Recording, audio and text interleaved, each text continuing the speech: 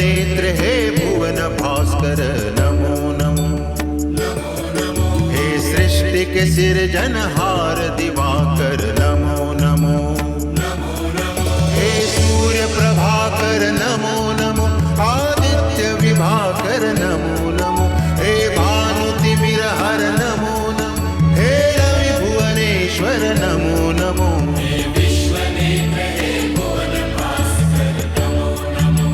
नमो नमो। सृष्टि के सिरजनहार दिवाकर नमो नमो। ओम सूर्याय नमो नमः। ओम सूर्याय नमो नमः। ओम सूर्याय नमो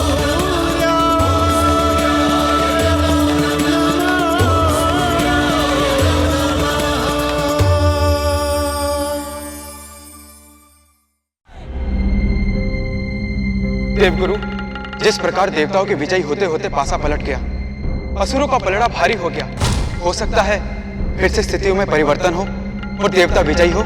यदि ऐसा होता है तो आपसे भी अधिक प्रसन्नता मुझे होगी, किंतु कटु सत्य ये है कि महामुनि दुर्वासा का श्राप अभी भी प्रभाव कर रहा है।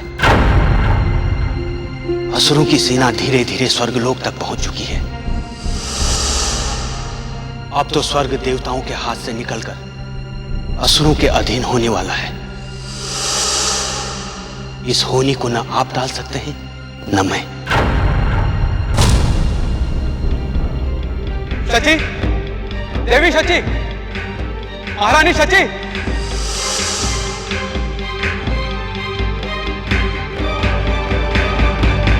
आपने मुझे पुकारा स्वामी?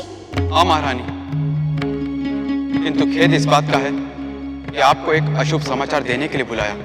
अशुभ समाचार? हाँ महारानी, देवगुरु ने दिव्य दृष्टि से देखकर बताया कि देव सेना पराजित हो गई और असुर सेना तीव्र गति से स्वर्ग की ओर बढ़ रही है।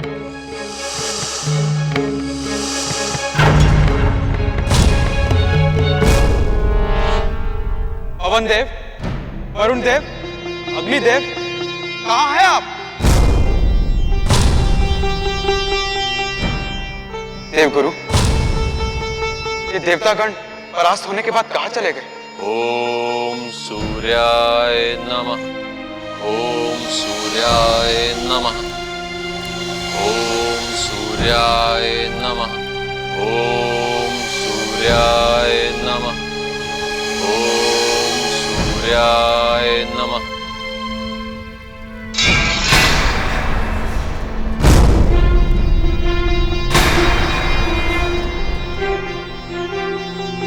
देखिए ना स्वामी, इस प्रकार पूजन सामग्री का यूं गिरना शुभ नहीं माना जाता है। ना जाने क्यों, पर हमारा दिल बहुत घबरा रहा है। देवी दीदी, आपकी आशंका निराधार है। अशुभ तो घट चुका है। क्या शुभ घट चुका है? मैं आपको बताना तो नहीं चाहता, किंतु यदि आप पूछ ही रही तो सुनिए। देवासुर संग्राम का परिणाम देवताओं के पक्ष में नहीं रहा। असुर सेनापति राहु के विकराल और भयानक शक्ति के आगे देवगण पराजित हो गए। असुर सेना अपने सेनापति राहु के नेतृत्व में स्वर्ग लोक पर अधिकार जमाने के लिए आगे बढ़ रहे हैं। कहां है देवगण? ऋषिवर कश्यप और देवी आदित्य को हमारा प्रणाम। कल्याण वस्तु। अग्निदेव, पवन देव, वरुण देव, आप सब यहाँ? जी ऋषिवर, हम आपके आश्रम में शरण लेने आए हैं। हमारी पराजय का समाचार तो आपको मिल ही गया होगा। अब हमारे पास और स्थान नहीं है जहाँ जाकर हम शरण ले सके। देवगण, आप सभी हमारे पुत्रों के समान हैं। आप यहाँ शरण समझकर नहीं, अपना घर समझकर रह सकते हैं। यह आपका बहुत बड़ा उपकार होगा हम सब पर। हमें विश्वास है कि ऋषिवर की तप शक्ति के कारण यहाँ असुर हमें कोई हानि नहीं पहुँचा पाएंगे। उपकार की बातें ना करें वरुण देव, शांतित होकर यहाँ रहिए।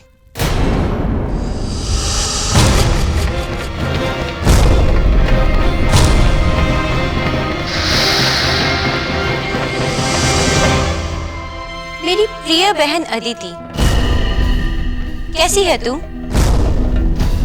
आशा है कुशल पूर्वक होगी। ओह, देवलोक से अतिथि आए हैं।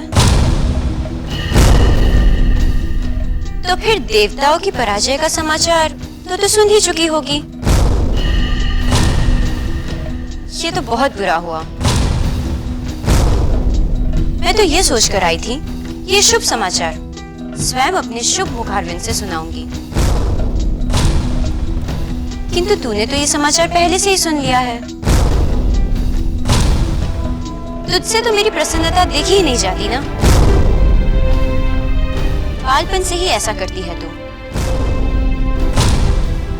और एक बात याद है ना, आज यदि देवतागण पराजित और स्वर्गलोक से पतित हुए हैं, तो उसमें मेरे उस श्राप का भी योगदान है जो कुछ समय पहले मैंने तेरे पुत्र इंद्र को दिया था। देवी दीदी, यहाँ आपकी उपस्थिति किसी को नहीं भारी। अच्छा होगा कि आप यहाँ से तुरंत चली जाएं। अच्छा, रस्सी जल गई पर ऐठन नहीं गई।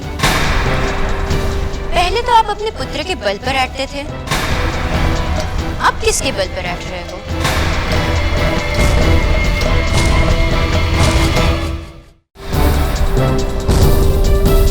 याद रखना, देवताओं के और आप जैसे उनके चापलूसों के दिन इस संसार में लद गए। अब इस पूरे संसार पर असुरों और दैत्यों का राज होगा। अब तक मैंने आपकी बहुत सारी भूलें चुपचाप स्वीकार की है, किंतु अब और नहीं। अब मेरे वीर पुत्र और दैत्य असुर जाकिया हर अपमान का प्रतिशोध लेकर रहेंगे।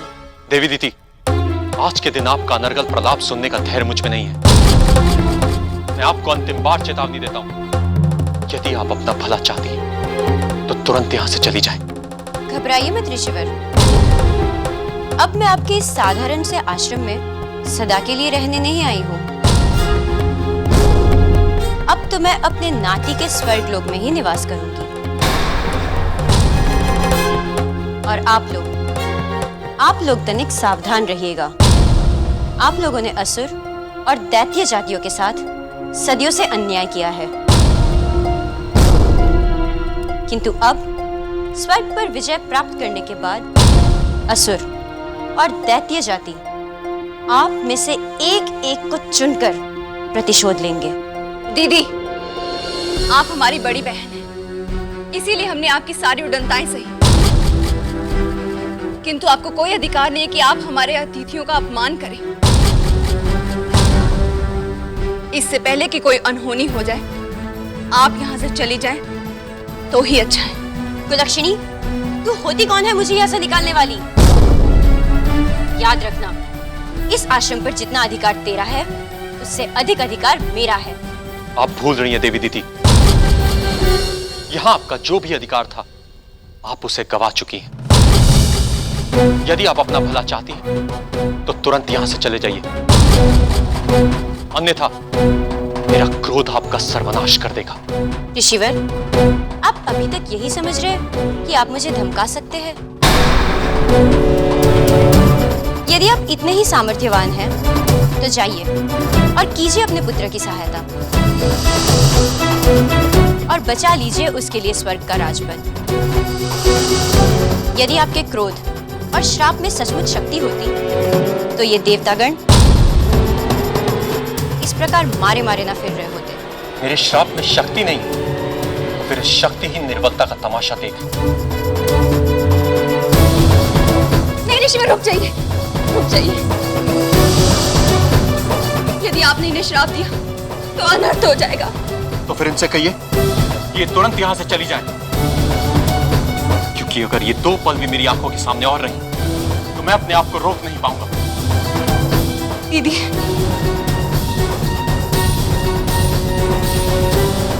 ये मत समझिएगा ऋषिवर कि मैं यहाँ से जा रही हूँ तो लौट कर नहीं आऊंगी। मैं यहाँ लौटकर अवश्य आऊंगी, और वो भी अकेले नहीं, अपने स्वर्ग विजयी नाती राहु के साथ। तब तब उसकी विध्वंसक शक्ति के सामने आपको सम्मान सहित मुझे इस आश्रम में प्रवेश करने देना ही होगा।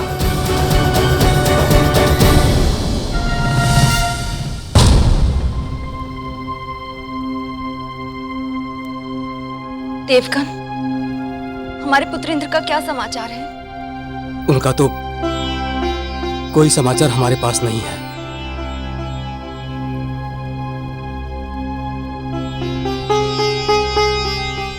न जाने किस दशा में होगा हमारा पुत्र।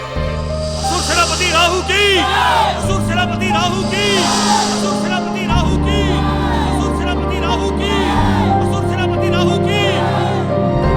देवगुरु, आंखें खोलिए देवगुरु। हाँ देवगुरु, कुछ समय के लिए अपने ध्यान को विश्राम दीजिए। देवगुरु आंखें खोलिए देवगुरु। पुत्रेंद्र, पुत्री शची, एक अनर्थकारी समाचार है। असुरों की सेना स्वर्गलोक में प्रवेश कर चुकी है। रक्षा करें देवगुरु, अब केवल आप ही हमारी रक्षा कर सकते हैं। हाँ देवगुरु, अपनी दिव्य शक्तियों का प्रयोग करें। असुर सेना से हमारी रक्षा करें देवगुरु। ऐ सुंदरी, तुम्हारी रक्षा तो तब होगी जब हम तुम्हें छोड़ेंगे।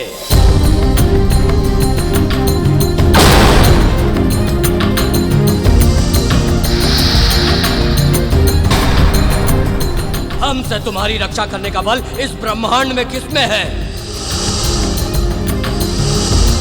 किंतु सुंदरी, तुम्हारे साथ समय बिताने से पहले मैं इसे दंडित करूंगा।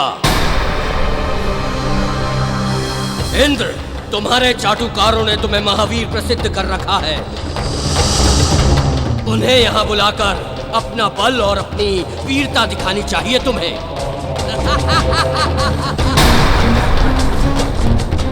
लेकिन मुझे खेद है इंद्र, तुम्हारा एक भी चाटुकार यहाँ इस समय नहीं आएगा।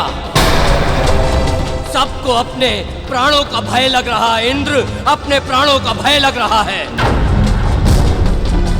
किंतु मैं अपनी प्यास तुम्हारे रक्त से बुझाऊंगा।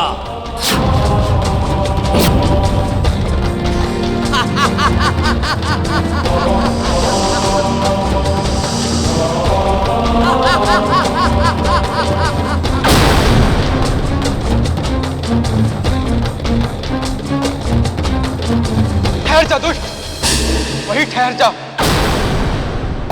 यदि तूने एक पग भी आगे बढ़ाया तो मैं तेरी दुर्गति कर डालूंगा। रुक जाओ सब, जानते नहीं ये इंद्र है, महाशक्तिवान, और ऊपर से देवताओं के राजा भी हैं ये।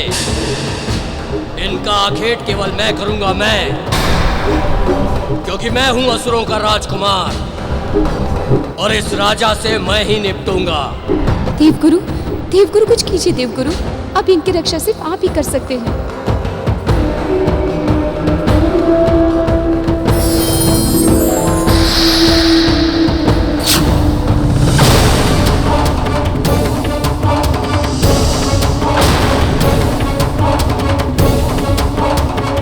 कहाँ गए ये लोग?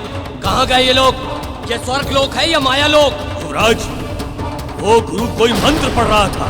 मुझे लगता है कि उसने अपनी शक्ति से सभी को अदृश्य कर दिया है। इसका अर्थ जानते हो? इसका अर्थ यह है कि हमने इस स्वर्ग लोक पर विजय प्राप्त कर ली है। अब ये स्वर्ग लोक असुरों का हो गया है।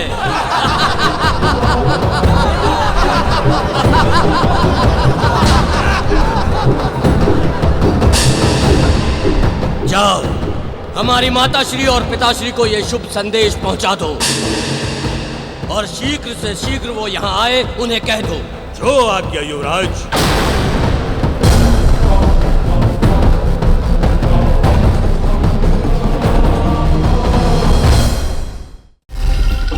बधाई हो असुरराज, हमारी विजय हुई है।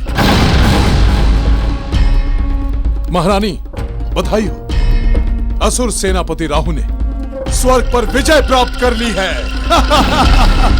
तो क्या मेरे पुत्र राहु ने उसे द्वंद्व युद्ध में हराया? हराया? प्रिय राहु की शक्ति के सामने इंद्र का साहस ही नहीं हुआ युद्ध करने का, और बिना युद्ध किए ही वो स्वर्ग से पलायन कर गया। दैत्य गुरु, इस संसार में हमारे पुत्र से अधिक बलवान कोई नहीं है, कोई भी नहीं। उत्सव मनाया जाए। रुकिए असुरराज, उत्सव मनाने के लिए तो समय है, किंतु मैं चाहता हूं कि उत्सव मनाने से पहले हम सब मिलकर असुर और दैत्य जाति के आराध्य प्रभु भगवान शिव का धन्यवाद करें, जिसकी कृपा और आशीर्वाद से आज दैत्य जाति ने स्वर्ग पर विजय प्राप्त कर ली है। आप ठीक कहते हैं दैत्य गुरु, हम सबको मिलकर भगवान शिव का धन्यवाद करना चाहिए।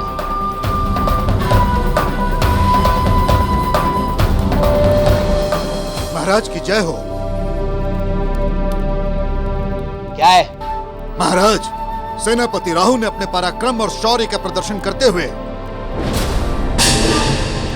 हमें सब पता है, हमें केवल ये बताओ कि हमारे पुत्र राहु ने स्वर्ग विजय के बाद हमारे लिए क्या संदेश भेजा है? महाराज, सेनापति राहु ने आपको पाताल रानी एवं दैत्य गुरु शुक्राचार्य को स्वर्ग लोक पधारने का आमंत्रण दिया है। महारानी, स्वर्ग पर चलने की तैयारी कीजिए। इसमें तैयारी क्या करनी है? स्वर्ग में तो हर सुविधा उपलब्ध होगी। तो फिर चलिए, प्रतीक्षा करने की आवश्यकता नहीं है। आओ। दैत्य गुरु, स्वर्ग जाने की शीघ्रता में आप मुझे भी भूल गए। मुझे सूचित करने की आवश्यकता भी नहीं समझी आपने। आप जैसा स्वार्थी मैंने अपने पूरे जीवन में नहीं देखा। जब तक आपको मेरी आवश्यकता पड़ती है, आप मेरे आगे पीछे घूमते हैं, और जब आपका स्वार्थ सिद्ध हो जाता है, तब आप मुझे भूल जाते हैं। दैत्य माता, इससे अधिक बड़ी भूल तो हमारी है। यहां से जाने के समय हमें आपको पुकारना चाहिए था। इस भूल के लिए हमें खेद है। चलिए, अब हमारे साथ चलिए। नहीं, जब तक मेरा वीर नाती राहु आकर मुझे सम्मान पूर्वक स्वर्ग में नहीं ले जाएगा, मैं नहीं जाऊंगी।